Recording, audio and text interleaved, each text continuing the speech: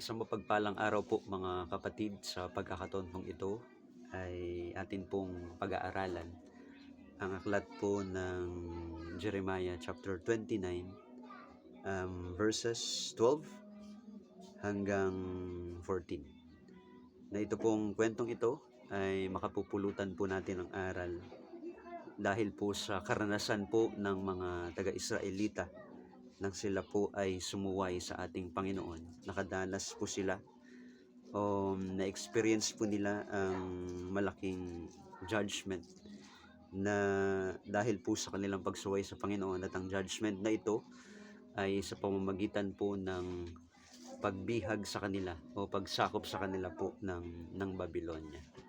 At ito pong ating pong pinag-aaralan ay nasa context po ng isa sa paborito po nating mga mananampalataya na verse sa Biblia. Ito pong chapter 29 verse 11. Nasabi po rito, sapagkat nalalaman ko ang mga pag-iisip na aking iniisip sa inyo, sabi ng Panginoon, mga pag-iisip tungkol sa kapayapaan at hindi tungkol sa kasamaan, upang bigyan kayo ng pag-asa sa inyong huling wakas. Ayan. Madalas natin pong maririnig ang talatang ito at kiniklaim po natin to bilang isang pangako na gusto ng ating Panginoon ng isang magandang bukas sa atin, na meron siyang plano sa ating kinabukasan. Pero ang atin pong babalikan, ang ilang mga verse, ay makikita po natin ang context kung bakit ito nasabi ni Jeremiah.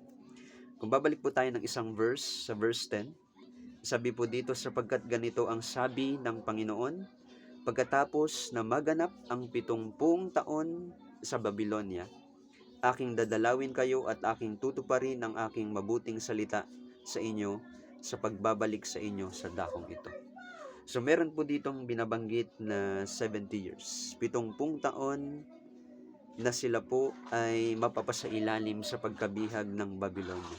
Pagkatapos ng 7 taon, dadalawin muli sila ng Panginoon at muli silang ibabalik sa dakong iyon. Saan po yung dakong iyon? Yun po ay dako ng lupang pangako ng ating Panginoon. Ang tanong ay, bakit po sila napunta sa lugar na iyon? Alam niyo po, ito po ay isang katuparan ng judgment sa kanila, kasi maraming beses nananawagan ng ating Panginoon na sila po ay magbalik loob sa Panginoon, pero hindi sila nagbabalik. Ano po bang naging problema ng Israel? Sila po ay sumasamba sa ibang Diyos. Nagkulang po sila ng katapatan sa Panginoon. Kanila pong binrake ang kanilang covenant na meron po sila sa ating Panginoong Diyos. At dahil dito mga kapatid, ang ating Panginoon ay nagpadala ng mensahe sa pamamagitan ng mga propeta, pero hindi po nila pinakinggan ang propetang iyon hanggang sa dumating ang panahon na sila po ay masakop na po ng Babylonia as a judgment because of their disobedience.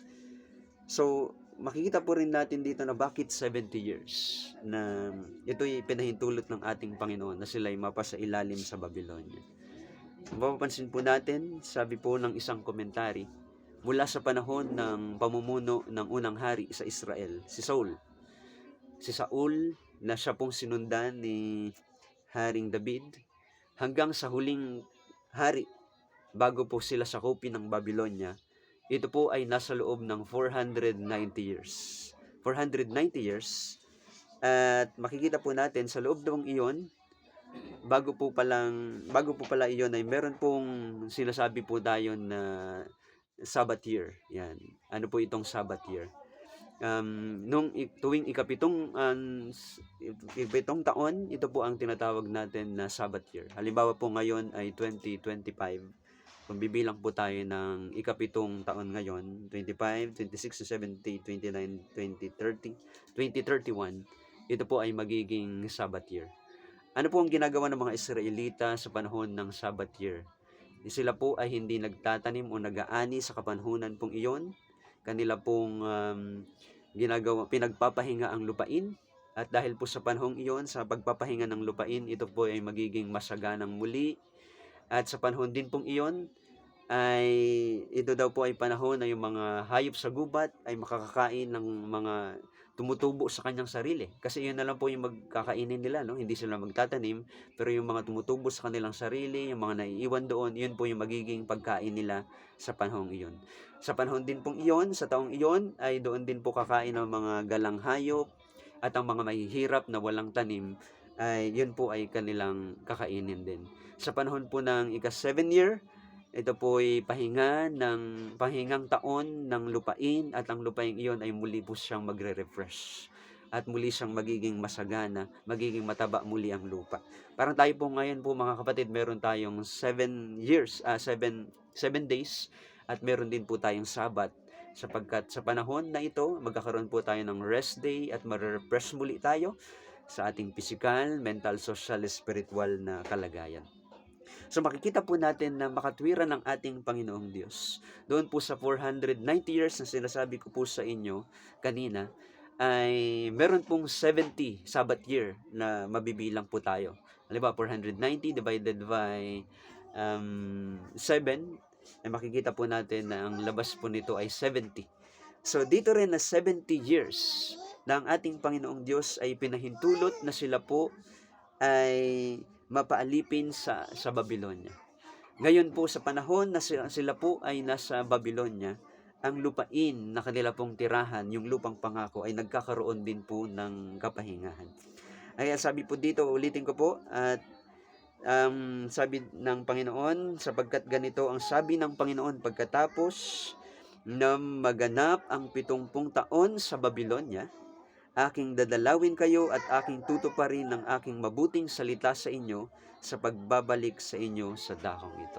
Ayan. Bakit po sila nandoon? Bakit po sila nabihag? Ito po'y dahil sila po ay hindi naging masunurin sa ating Panginoon. Basahin po natin yung aklat po ng ikalawang kronika. Makikita po natin dito yung isang connection na nangyari po rito mga kapatid sa kasaysayan po ng Israel. Chapter 36, 2 Chronicles 36, simulan po natin sa 15. Sabi dito, at ang Panginoon, ang Diyos ng kanilang mga magulang, nagsugo sa kanila sa pamamagitan ng kaniyang mga sugo, na bumangong maaga at nagsugo sapagkat siya'y nagdalang habag sa kaniyang bayan at sa kaniyang tahanang dako. Nagsugo daw po ang ating Panginoon ng kanyang lingkod na propeta. Nagsugo daw po na bumangong maaga. Ang term na ito mga kapatid na sinasabing nagbangong maaga, ang ibig sabihin po niyan, sabi sa isang komentary, ay paulit-ulit na pagpapadala ng ating Panginoon ng sugo ng mga propeta upang sabihin po sa Israel ng kanila pong mga pagkakasala. Pero po ang Israel mga kapatid ay hindi po sumunod sa ating Panginoon. Sa loob ng 490 years, mga kapatid, simula nung maghari si Saul hanggang sa huling hari sa Israel bago ang Babylonia, makikita po natin sa kwento po nila, kung babasahin po natin ang aklat ng mga hari, 1 Kings and 2 Kings, at gayon din po sa Judges mismo, sa Book of Judges, makikita natin ang Israel ay muling pabalik-balik sa kanilang pong pagkakasala. Patuloy po sila, mga kapatid, na ang kanilang history ay paulit-ulit na sila po ay sumasamba sa ibang Diyos. Kinakalimutan po nila ang ating Panginoong Diyos. Binibreak po nila ang covenant na meron po sila sa ating Panginoong Diyos. At dahil dito mga kapatid, paulit-ulit din pong nagpapadala ng sugo ang ating Panginoon ng propeta, pero sila po mga kapatid ay hindi nakinig sa panawagan ng ating Panginoon. At sabi sa verse 16, ngunit kanilang tinuya ang mga sugo ng Diyos at niwalang kabuluhan ang kaniyang mga salita at dinusta ang kaniyang mga propeta hanggang sa ang pag-iinit ng Panginoon ay bumugso laban sa kaniyang bayan hanggang sa mawalan ng kagamutan. Kaya't dinala niya sa kanila ang hari ng mga Kaldeyo na siyang pumatay sa kanilang mga binata sa pamamagitan ng tabak sa bahay ng kanilang santuwaryo at hindi nagkaroon ng habag sa binata o sa dalaga, sa matanda o sa may uban. Ibinigay niya silang lahat sa kaniyang kamay. Mapansin po natin mga kapatid, dahil po sa kanilang pagsuway, ipinahintulot ng ating Panginoong Diyos na dumating ang mga galing po sa ang mga Kaldeyo at sila po mga kapatid ay patuloy na alipinin, napakatindi po ng kanila pong karanasan. Makikita dito, no? At hindi nagkaroon ng habag sa binata, o sa mga dalaga, o sa matatanda, sa may uban. Sabi po dito, ibinigay po silang lahat sa kanyang kamay. At sa verse 18, at lahat ng mga kasangkapan ng bahay ng Diyos, malaki o maliit, at ang mga kayamanan ng bahay ng Panginoon, at ang mga kayamanan ng hari, at ang kaniyang mga prinsipe, lahat ng mga ito'y dinala niya sa Babylonia. Yan, ito na po yung katuparan po mga kapatid. Ano? At sinunog nila ang bahay ng Diyos at ibinagsak ang kuta ng Jerusalem at sinunog sa apoy ang lahat na bahay-hari niya at ginaba ang lahat ng mainam na sisidlan niyaon. At ang mga nakatanan sa tabak, dinala niya sa Babylonia at mga naging alipin niya at ang kaniyang mga anak hanggang sa paghahari ng kaharian ng Persia. Ayan, makikita po natin, ano? Marami po ang namatay sa kapanahunan pong iyon. Kahit ano po ang edad, matanda o bata. May ilan pong natira mga kapatid. Ganun po kalupit ang Babylonia. At ang ilan daw po sa mga natirang iyon ay dinala po nilang bihag sa Babylonia. At kung babasahin po natin ang Daniel, ito na po yung kwento at na makikita po natin. Kasama po sila Daniel at ang kanyang mga kaibigan doon po sa dinalang bihag sa Jerusalem, sa Babylonia from Jerusalem. So matindi po ang kanila pong kinalabasan. Makikita po natin dito na bakit po sila nakaranas ng ganitong uri ng kahirapan? Hindi po, ito po ay bunga po mga kapatid, ano? Resulta ng kanilang hindi pagtanggap sa panawagan ng ating Panginoon. Kaya nga po, hindi po ito ang Panginoon ang nag-initiate, kundi sila po mismo ang nag-initiate. Sila po ay may warning upang malayo sila sa kapahamakan, pero hindi sila nakinig sa warning ng ating Panginoon. Kaya nga po, naranasan po nila ang matinding resulta. Pero dito, na 70 years ang ibinigay ng ating Panginoon, ipinahintulot po niya sa Babylonia na sakupin po na sila po ay na maging bihag po ang Jerusalem o ang bayan ng ating Panginoong Diyos. Ang sabi dito, marami po sa kanila ang gustong magrebelde, gustong lumaban, gustong bumalik sa lupang pangako. Pero ang sabi ng Panginoon ay hindi pa ito panahon. Binigyan ng ating Panginoon ng 70 years sila. Kaya ipinangako ng Panginoon na after 70 years ay sila po ay babalik dito po mga kapatid. Gaya po ng ating binasa kanina sa Jeremiah. Kaya makikita po natin na napakabuti po ng ating Panginoon. Binigyan po niya ng pangako na ito pong kanila pong nararanasan bunga ng kanilang pagkakamali at pagsuway ay matatapos. May tamang panahon po na ibinigay ang ating Panginoon upang sila po ay nasa ilalim ng matinding disiplina bunga ng kanilang pagkakamali. Pero hindi lang po yan mga kapatid, ano? Sa panahon din pong iyon ay magkakaroon ng rest day, rest years, ang kanyang kalupaan doon po sa lupang pangako. Tuloy po natin. Ito na po yung verse 11 na paborito po ng karamihan sa atin. Sapagkat nalalaman ko ang mga pag-iisip na aking iniisip sa inyo, sabi ng Panginoon, mga pag-iisip tungkol sa kapayapaan at hindi tungkol sa kasamaan upang bigyan kayo ng pag-asa sa inyong huling wakas. Ito po ang gusto ng ating Panginoong Diyos. Ito ang iniisip niya para sa kanyang bayan. Hindi niya pinag-isipan ng masama ang kanyang bayan. Hindi niya gusto na ang kanyang bayan ay manatili sa paghihirap na iyon. Hindi niya gusto na ang kanyang bayan, mga kapatid, ay matindi ang burden na kanila pong nararanasan. Kundi ang gusto ng Diyos, ang pag-iisip niya sa kanyang bayan ay isang mabuting kinabukasan. Pagkatapos ng kahirapan ay isang matinding kapayapaan at kasaganaan. Sabi nga po rito, upang bigyan sila ng pag-asa at magandang wakas. Sabi dito, hindi tungkol sa kasamaan, kundi tungkol sa kapayapaan. Ito po ang tunay na plano ng Diyos sa kanyang bayan. Gusto po sana niya na mapayapa ang bayan ng Diyos, na naglilingkod sa Kanya, na kumikilala sa Kanya bilang Diyos, na patuloy na nakikipagtipan sa Kanya, pero sila mismo ang sumira ng tipanang ito. Ano po sabi sa verse 12? Tuloy po natin. At kayo'y magsisitawag sa akin at kayo'y magsisiyaon at magsisidalangin sa akin at aking didinggin kayo. At inyong hahanapin ako at masusumpungan ako pagka inyong sisiyasatin ako ng inyong buong puso.